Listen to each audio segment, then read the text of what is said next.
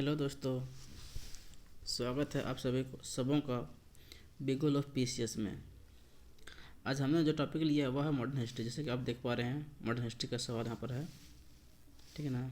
और ये क्वेश्चन रहा आपके सामने, स्वदेशी आंदोलन के संदर्भ में निम्नलिखित कथनों पर विचार कीजिए। ऑप्शन नंबर 1, इसने देशी शिल्पकारों के कौशल तथा उद्योगों को पुनर्जीवित करने में योगदान किया। नंबर 2, स्वदेशी आंदोलन के एक अवयव के रूप में राष्ट्रीय शिक्षा परिषद की स्थापना हुई थी। उपरोक्त में से कौन सा कथन सही है? केवल एक, केवल दो, केवल एक और दो दोनों। ऑप्शन नंबर डी दिया है, ना तो एक और ना दो। जैसे कि हम लोग जानते हैं कि स्वदेशी आंदोलन जब हमारे यहाँ शुरू हुआ था उस वक्त शिल्पकारों को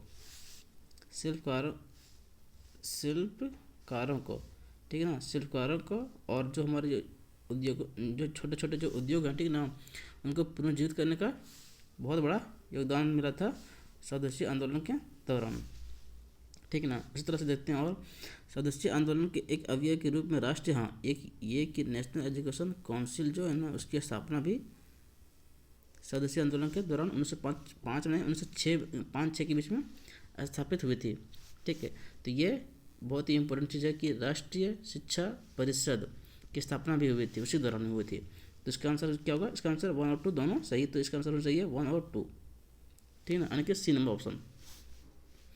अब देखते हैं अगला क्वेश्चन, ठीक है। स्वदेशी और बहिष्कार पहली बार किसी घटना के दौरान संघर्ष की विधि के रूप में अपनाए गए थे। क्या बोला है? स्वदेशी और बहिष्कार, ठीक है ना। जो हम लोग पहली बार मतलब कब इसको अपनाए थे? बंगाल विभाजन के विरुद्ध, होम रूल आंदोलन के समय में, असहयोग आंदोलन के टाइम में, या फिर साइमन कमीशन की भारत यात्रा के समय में। आप लोग जरा ध्यान दीजिए कि इसमें से सबसे पहली घटना कौन हुई थी, ठीक है ना। अगर आप ध्यान लगा पा रहे हो तो बंगाल विभाजन ये जो हुआ था आपका, ये 1905 में हुआ था, 1905।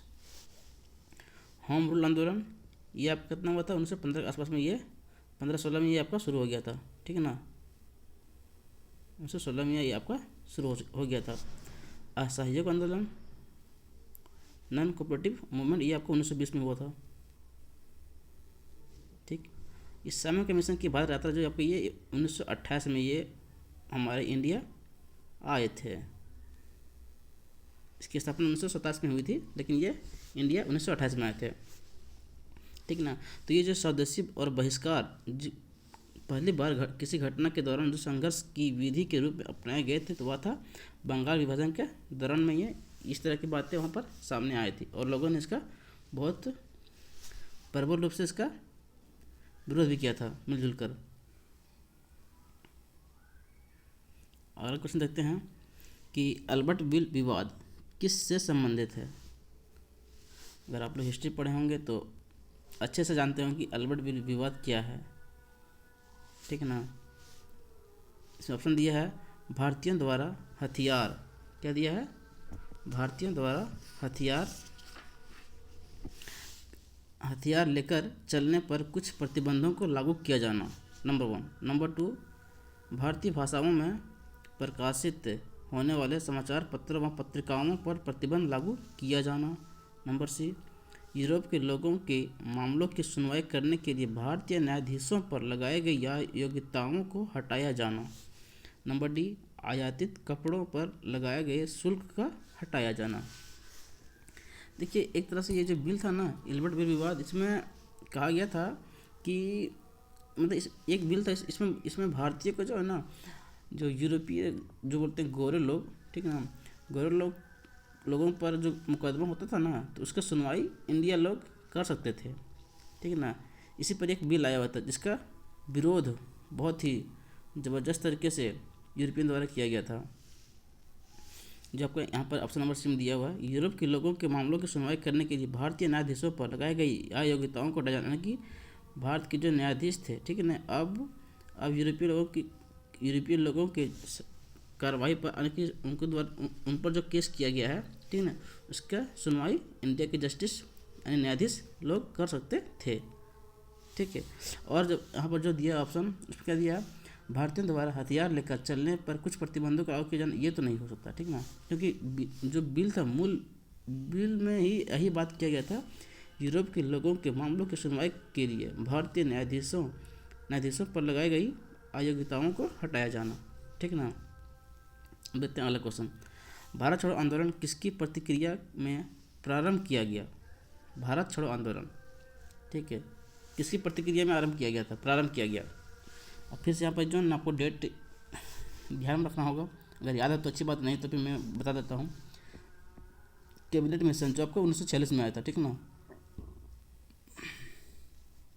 1946 में आया था। साइमन कमीशन रिपोर्ट ये आपका 1930 के आसपास में जो है ना इन्होंने दिया था, ठीक ना।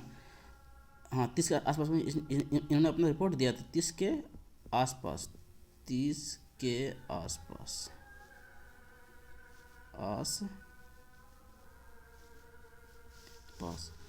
क्रिस प्रस्ताव ये आपका आया था 1942 में, ठीक है ना। और इसी के बाद जो है ना, जब ये क्रिस प्रस्ताव फेल हो गया, उसके बाद भारत छोड़ो आंदोलन शुरू हो गया था।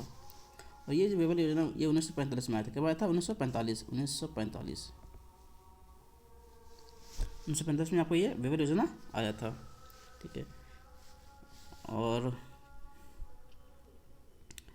अब देखते हैं अगला क्वेश्चन, रॉलेट एक्ट का लक्ष्य था। रॉलेट एक्ट जानते हैं कि ये 1919 में आया था, 1919 में आया था ये, ठीक है। युद्ध प्रयास को अनिवार्य आर्थिक समर्थन देना, नंबर 1। नंबर 2, बिना मुकदमा चलाए बंदी बनाना और मुकदमे की सुनवाई संक्षिप्त प्रक्रिया द्वारा करना, ठीक।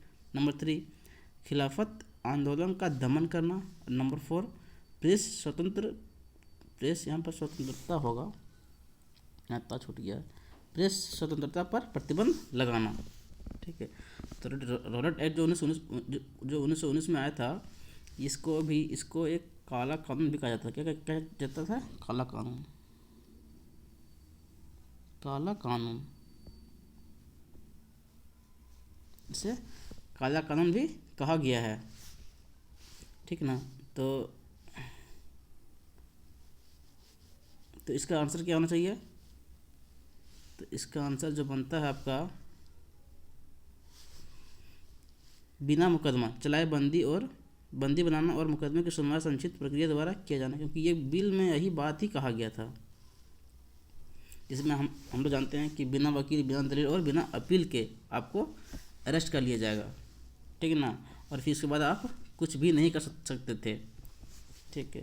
तो ये गांधी जी के तरफ से, गांधी जी ने, क्योंकि फर्स्ट वर्ल्ड वॉर में गांधी जी ने अंग्रेज़ों को बहुत साथ दिया था, ठीक है ना। और उनके एवज में गांधी जी को ये सिला मिला अंग्रेज़ों से, तो गांधी जी भी बहुत नाराज़ हुए थे ये देखकर, ठीक है ना। तो गांधी जी भी इससे बहुत ही मतलब खुश नहीं हुए, क्योंकि गांधी जी ने जो अपेक्षा अंग्रेज़ों से की थी वो उन्हें नहीं मिला, ठीक ना। तो आज का सेशन यहीं समाप्त करते हैं, धन्यवाद।